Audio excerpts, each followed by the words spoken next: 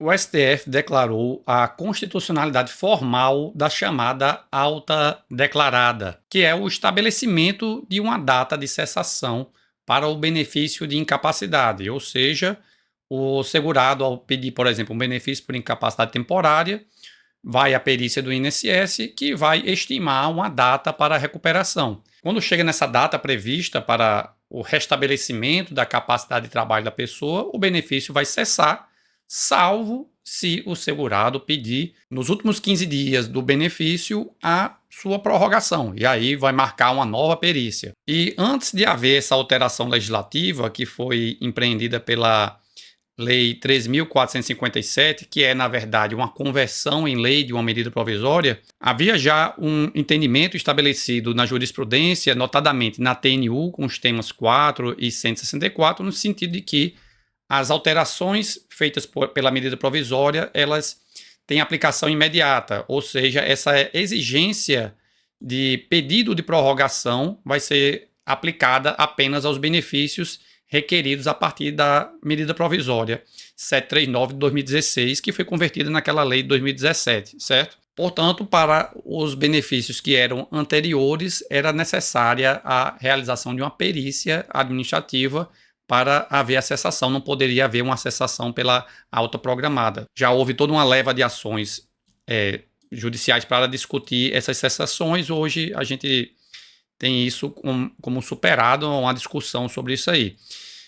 A TNU, por outro lado, no tema 277, decidiu que o pedido de prorrogação é requisito para se demonstrar o interesse de agir para se pedir judicialmente a prorrogação do benefício. Portanto, se o benefício cessou na data de cessação prevista na perícia, e esse benefício é posterior à alteração legislativa, né? E o benefício cessou e o segurado não pediu a prorrogação, aí ele não pode ir ao judiciário pedir o restabelecimento, dizendo que, por exemplo, a perícia estava errada, aquela data prevista na perícia estava errada, porque ele não pediu a prorrogação, certo? Então, a gente já tem esses entendimentos da TNU. Agora, o STF declara a constitucionalidade formal aqui. E aqui não se discutiu a constitucionalidade material, ou seja, se o legislador pode ou não estabelecer uma data de cessação, mas apenas se foi feito pelo caminho correto previsto na Constituição. E a discussão era, sobretudo, por causa do uso de medida provisória. Por quê? O artigo 62 da Constituição Federal, primeiramente, diz que só cabe o uso de medida provisória em casos de relevância e urgência, e também diz que é vedada a edição de medida provisória no caso de normas sobre direito processual civil.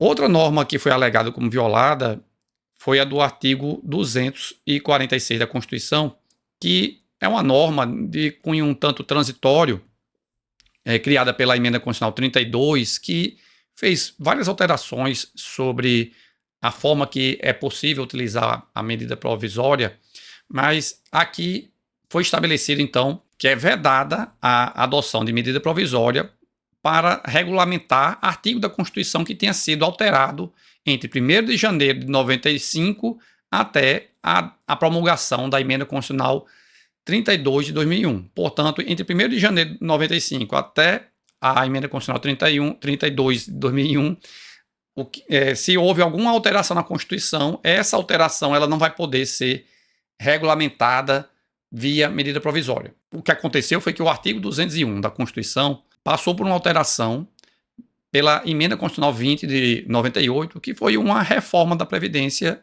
ocorrida em 1998. E o inciso 1 desse artigo dizia que a Previdência Social cobriria eventos de doença, invalidez, morte, incluídos os resultantes de acidente de trabalho, velhice e reclusão. A nova redação veio para dizer que a cobertura é para eventos de doença, invalidez, morte e idade avançada. Então, como eu já adiantei, o STF declarou a constitucionalidade formal, primeiramente porque a data de cessação do benefício é uma regra de direito material de direito previdenciário e não uma norma de direito processual civil, portanto, não se aplica essa vedação estabelecida no parágrafo 1º, a linha B do artigo 62 da Constituição. Por outro lado, disse que é uma norma que visa dar racionalidade e eficiência ao sistema previdenciário, evitando manutenções indevidas de benefícios. Então, o STF também afastou a alegação de que haveria uma violação aos requisitos de relevância e urgência, porque o STF disse que esse controle sobre esse requisito para a edição de medidas provisórias é excepcionalíssimo. Tem que ser uma norma que seja absolutamente não relevante e ou não urgente para ser vedada a sua regulamentação via medida provisória, e no caso o STF disse que há uma relevância na edição de medida provisória sobre data de cessação de benefícios, até por conta do grande impacto orçamentário que é a manutenção de benefícios indevidamente. E por fim, quanto àquele artigo 246 da Constituição, que eu mencionei, né, que é o artigo que fala que é vedada a regulamentação de dispositivo que foi alterado entre 1º de janeiro de 95 até a emenda 32 de 2001, o STF disse que a emenda 20 de 98 não fez nenhuma alteração substancial